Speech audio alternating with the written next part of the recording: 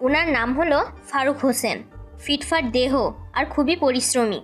উনি আমার কাজে খুবই সন্তুষ্ট, কিন্তু কেন জানি আমার মনে হতো যে ওনার নজর আমার দেহের প্রতি। বসের রুম আমার রুমের পাশেই।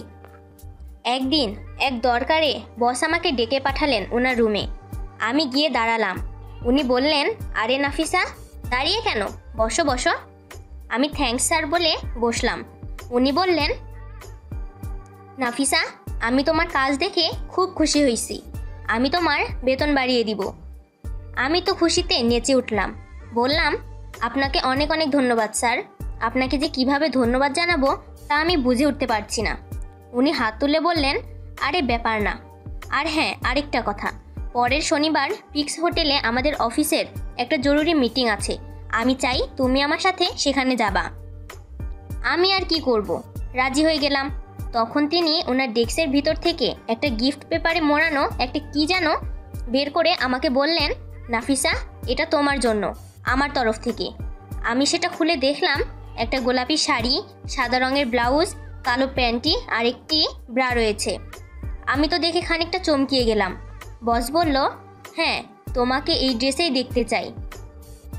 স্যার এর গিফট দেওয়ার ব্যাপারটা আমার অদ্ভুত লাগলো, কিন্তু স্যারের উপর খুশিও ছিলাম যেহেতু তিনি আমার বেতন বাড়িয়ে দিয়েছিলেন। শনিবার অফিস বন্ধ। আমি পার্লারে গিয়ে একটু সাজুগুজু করলাম। বিকেলে ব্লাউজ পরবার সময় স্যারের দেয়া ব্রায়ের কথা মনে পড়ে গেল। কালো সিল্কি ব্রা, তার সাথে সাদা ব্লাউজ। বসের পছন্দের উপর আমার রাগ ধরলো। ওটা পরার পর দেখি সাদার ওপর কালো ব্রা স্পষ্ট বোঝা যাচ্ছে। আমার বুকের ওই দুটো ব্ল্যাক প্যান্টি আর পিঙ্ক শাড়িটাও তুলে পরে নিলাম।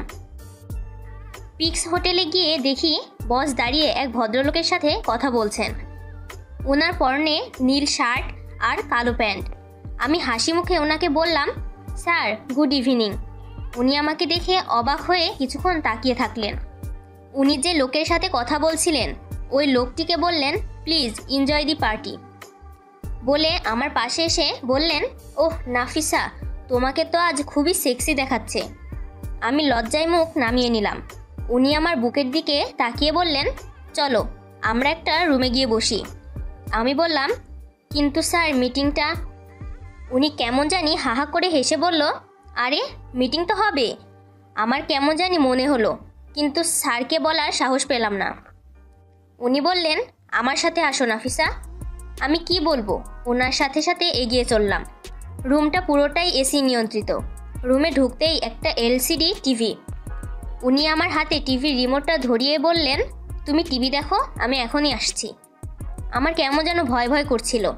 আমি টিভি চালালাম। আমি খানিক টিভি দেখে রুমটা একটু ঘুরে দেখতে লাগলাম।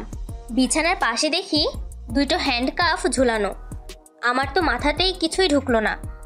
হঠাৎ রুমে বস প্রবেশ করলো। ওনার পেছনে একজন ওয়েটারের হাতে ট্রলিতে কিছু পেস্ট্রি, স্ন্যাক্স আর একটা মদের বোতল। উনি আমাকে বলল, come on Nafisa, have some drinks. তিনি ওয়েটারকে বললেন, তুমি এখন যেতে পারো। আর আমি তোমাকে কি বলেছিলাম মনে আছে তো? ওয়েটার বলল, ডোন্ট ওয়ারি স্যার, সব মনে আছে। এই বলে সে চলে গেল। আমি অবাক দৃষ্টিতে তাকালাম। উনি কিছু না বলে মুচকি হাসলেন। আমি কোনোদিন ড্রিঙ্কস করি না, তাও ওনার বিনতিতে শুধু এক চুমুক খেলাম। উনি খেয়েই যাচ্ছেন। আমি বললাম, স্যার আর কতক্ষণ থাকতে হবে এখানে? উনি গ্লাসটা রেখে উঠে দাঁড়ালেন, আমার পাশে এসে বসলেন। হঠাৎ করে আমার ডান হাত চেপে ধরলেন। আমি অস্বস্তি অনুভব করলাম আর পাশে সরে গেলাম। উনি আমাকে বললেন, তুমি দেখতে অসম্ভব সুন্দর নাফিসা।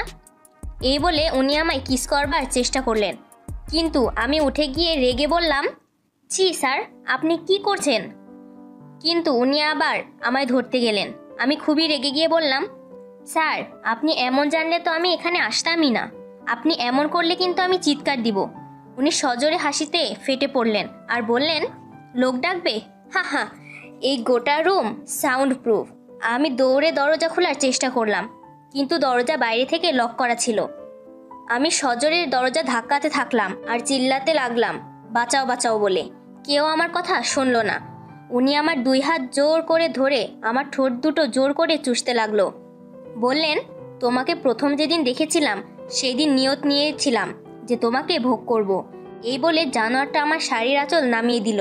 আমি ওনাকে অনেক ছাড়ার জন্য আকুতি মিনতি করলাম, কিন্তু উনি আমার কথা না শুনে আমাকে ওনার কোলে উঠিয়ে বিছানায় ফেলে দিয়ে আমার শরীরের উপর কুকুরের মতো ঝাঁপিয়ে পড়লেন আর আমার ব্লাউজ একটানে ছিঁড়ে ফেললেন।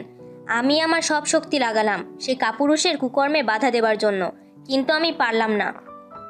আমি ওনার চুল ধরে জোরে টান দিলে উনি আমার 2 হাত খাটের 2 পাশে ঝুলানো হ্যান্ডকাফটাই লাগিয়ে তালা দিয়ে চাবি দূরে ফেলে দিলেন। আমি তখন সজোরে বলতে লাগলাম, আমাকে ছেড়ে দে কুত্তা। তিনি বললেন, আমি তোকে ছেড়ে দেব? আগে তোকে ভোগ করি তো। এই বলে সে আমার উপর ঝাঁপিয়ে পড়ল। মিনিট 15 পর উনি থামলেন। আমার খুব ক্লান্ত লাগছিল। আস্তে আস্তে আমার ঘুম আসলো এবং আমি ঘুমিয়ে গেলাম। যখন আমার ঘুম ভাঙে তখন বাজছিল 3:50। উঠে দেখি আমার হাত খোলা এবং জানোয়ারটা আমার বুকের উপরেই হাত দিয়ে খুবই আরামে ঘুমিয়ে আছে।